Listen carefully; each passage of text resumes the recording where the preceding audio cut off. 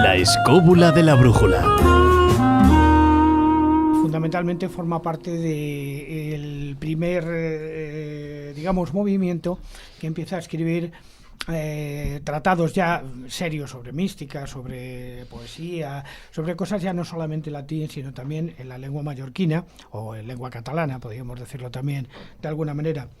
Lo que es cierto es que la figura de Raimundo Lulio se emerge con una potencia brutal en una época que era extraordinariamente torturada por los acontecimientos que se estaban dando. Raimundo Lulio tiene una idea, él no es exactamente un digamos, monje, porque es un filósofo, es un experto en todo tipo de cosas, es un pensador, por decirlo de alguna manera, es un pensador, es astrólogo, es, en fin, astrólogo en el sentido de astrónomo, porque la astrología y la astronomía se confunden en esta época fácilmente, o sea, no es que hiciera cartas astrales, era prácticamente lo mismo. Pero el caso que de Ramón, o de Raimundo Lulio, como le queramos llamar, me da lo mismo, a mí me gusta más llamarle Ramón Llull, sí. Es el que él empieza, de alguna manera, a concebir una idea fundamental, que era la unión de todas las religiones en una sola bajo un mismo auspicio. De hecho, eso él es un gran hebraísta, no solamente es un gran hebraísta, sino también experto en la Torá, y su idea es fundamentalmente hacer un apostolado por todo el mundo para fundar, o sea, para unir de alguna manera las tres religiones en una sola, de tal manera que es una cierta labor sincrética. Pero lo que más importa en él es su concepción filosófica y su obra, digamos, literaria y poética, que surge en una etapa muy posterior a la que sería la de su juventud. Ramón Llull en su juventud es simplemente un joven libertino. Sí, hasta los 30 años. Hasta los 30 años, que se pasa de miedo y tal, que es incluso pues adúltero, hace todo tipo de cosas. Pero un día tiene una visión. Sube al Monte Randa y allí en una cueva recibe, digamos, esa llamada, esa caída del caballo, como la de Pablo de Tarso, de alguna forma, y él empieza, de alguna manera, a pensar que él puede difundir a lo largo del mundo un pensamiento de tipo cristiano, pero que puede coger también parte de lo bueno que tiene el Islam y de lo bueno que tiene el judaísmo.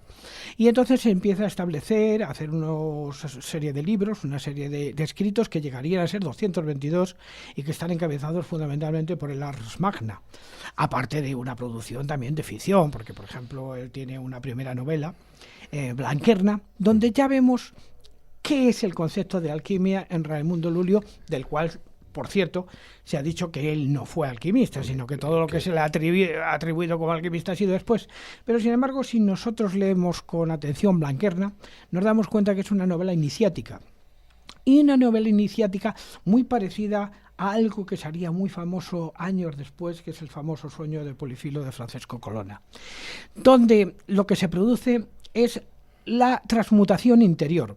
Y aquí tendríamos que hablar de una cosa cuando hablamos de alquimia, si Miguel está de acuerdo conmigo, que una cosa es la transformación, otra cosa es la transmutación. Una cosa es transformar una cosa en otra y otra cosa es transmutar, sino conseguir algo completamente distinto de lo que se tenía anteriormente, pero diametralmente opuesto prácticamente. Y ese es el fundamento, de alguna manera, de lo que sería la obra alquímica. Uh-huh. De todas maneras, y antes lo hemos hablado, Maese, yo creo que, no sé qué pensará Miguel, nuestro invitado, pero sí que habría que hacer una distinción entre el Ramón Llull histórico, claro, y el Ramón Llull, por decir una manera, al que se le atribuyen todos estos libros de un contenido mucho más alquimista, el que posiblemente estemos hablando de textos de otro Ramón, pero en este caso Ramón de Tárraga, que era un siglo un poquitín posterior, pero sí que la verdad es que esos libros alquímicos pues no tienen nada que desmerecer al resto de la obra de Llull, que por cierto no ha sido traducida porque es que es ingente, ¿no? Es ingente y en parte, desde luego, no ha sido traducida hasta ahora. El caso es que cuando estamos hablando de Ramón Llull, estamos hablando fundamentalmente de alguien que lo que ha buscado fundamentalmente es la transformación interior. Y esto le va a llevar en un mundo convulso, donde había aparecido señores como, por ejemplo, Felipe IV el Hermoso, donde se había producido la desaparición del Temple, donde se produce el traslado del Papa Clemente V, Bertrand de Got, a Aviñón, en un momento absolutamente extraño. En una figura que fundamenta toda su filosofía en el más puro, en el purismo vitruviano. Digamos que Ramón Llull parte creando una máquina que daría la respuesta a cualquier verdad o a cualquier mentira, haciendo como una especie de computadora una máquina de la decisión basada fundamentalmente en el punto, la línea, el triángulo, el cuadrado y el círculo. Entonces, eso es lo que llamamos a partir de ese momento el lullismo, que sería extraordinariamente influyente siglos después, sobre todo en los temas de arquitectura. Particularmente, ya hemos hablado en algún otro programa, que un sabio como Juan de Herrera, que era un lullista acérrimo, escribe el Tratado de la Piedra Cúbica, que está impregnado del espíritu de Ramón Llull. Pero además establece de alguna manera las bases simbólicas que le llevarían de alguna manera a poder liberarse en ese momento del acoso de la Inquisición. La Inquisición, que estaba formada en ese momento por dos estamentos fundamentales. Uno, los dominicos, que condenaban prácticamente todo lo que existiera, fuera o no culpable de lo que fuera, y luego los franciscanos, que tenían, digamos, un poquito más de manga ancha. Y eso llevó, y no sé si Miguel estará de acuerdo conmigo, a la aparición de este lenguaje simbólico, que posteriormente se tendría que utilizar para, de alguna manera, ir disimulando de alguna manera todas estas operaciones.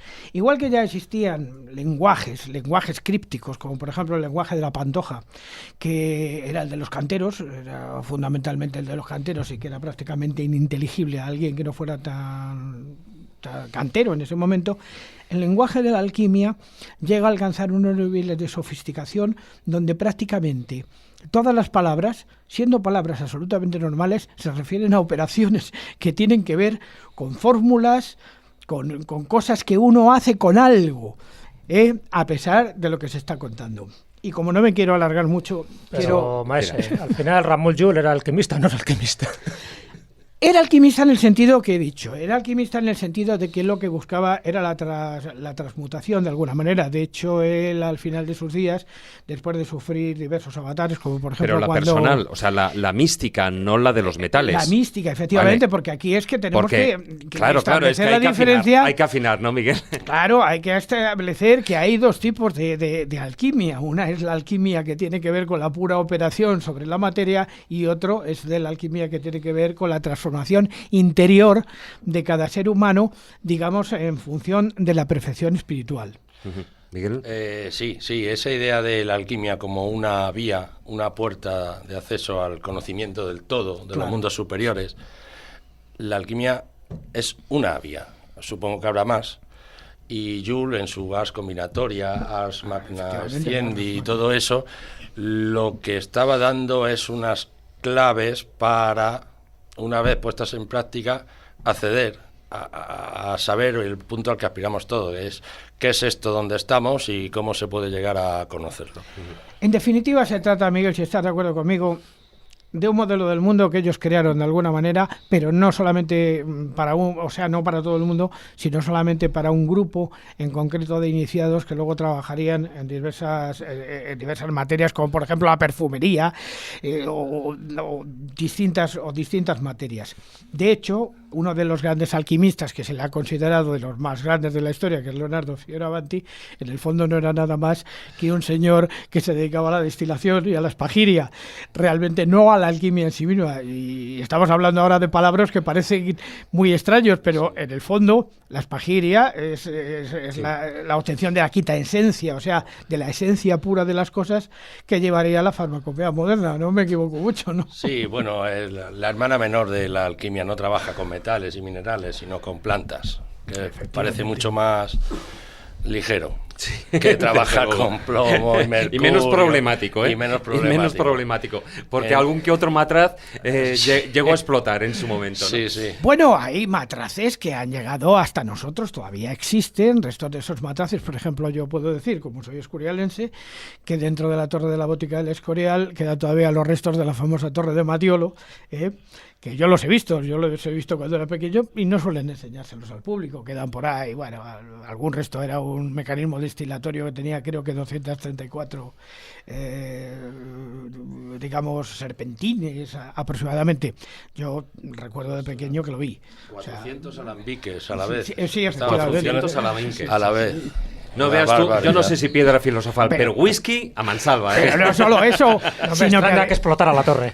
sino que además en su momento tanto Miguel como Marrey, su compañera, nos dieron una idea de todas las facturas, por ejemplo, que se hicieron en época de Felipe II, de los materiales que venían de Aranjuez y que venían de tantos sitios para trabajar en esa torre destilatoria, ¿no? Había un vidriero en Cadalso de los Vidrios, precisamente, que les traía y no daba abasto el hombre trayendo material. Bueno, lo que sí que vamos es a poner en relación en este momento la alquimia con la música, pero no desde el punto de la New Age, como hacen hoy muchos que se inventan músicas que dicen que son alquímicas porque son capaces de transmutar la mente. No, vamos a encontrar una canción, o sea, unos textos escritos en lenguaje genuinamente alquímico que pertenecen o que se atribuyen, porque realmente no se sabe exactamente, a un señor que se llamaba Luis Centelles y que fueron recogidos precisamente por Leonardo Fioravanti y por otros, aunque luego otros expertos posteriormente han negado que pertenecieran a tal Luis Centelles. Pero bueno, como están escritos en este lenguaje críptico, yo he querido hacer una pequeña recreación musical a nuestro tiempo para ir a ello y para conocerlos con este lenguaje simbólico. Por ejemplo, son tres hermanos en una natura, los de ellos fijos y el sol ya perfectos, cuerpos se dicen lucientes y netos, vestidos de noble y real vestidura, el otro no fixo de materia pura, de quien estos otros por línea descienden, de aquí los extraños secretos dependen, si el cuerpo y el alma hicieren mistura. Cuando ya viere salir coronado al rey cristalino vestido de albura, mezcla él el vino con mucha mesura, con muy poca parte del olla fixado, si así todo el baño tomando hasta que el óleo lo veas desatar, y muy poco tiempo versarlo fixara, con el magisterio que ya es acabado. El tema es mucho más largo, pero se refiere a operaciones reales que se hacen en un laboratorio.